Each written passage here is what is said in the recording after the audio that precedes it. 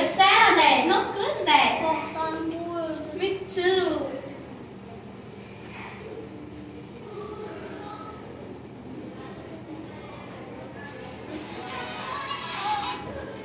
Hello?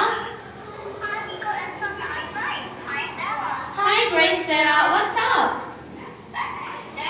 Good idea. Give your apron. Okay. Who are you? Sure, come here.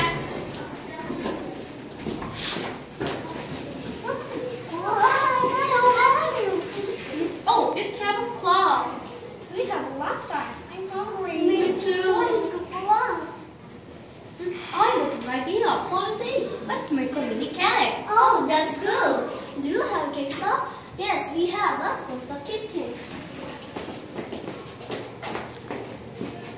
Put your apron on. Okay. I'm ready for the bread. I'm ready for the topping stuff.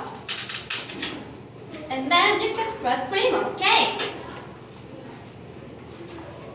Wow, it's fun. I'm happy. Ooh, it's good. And then put chocolate powder on the cake. Last, put chocolate on the cake. Okay. Wow, it's fun.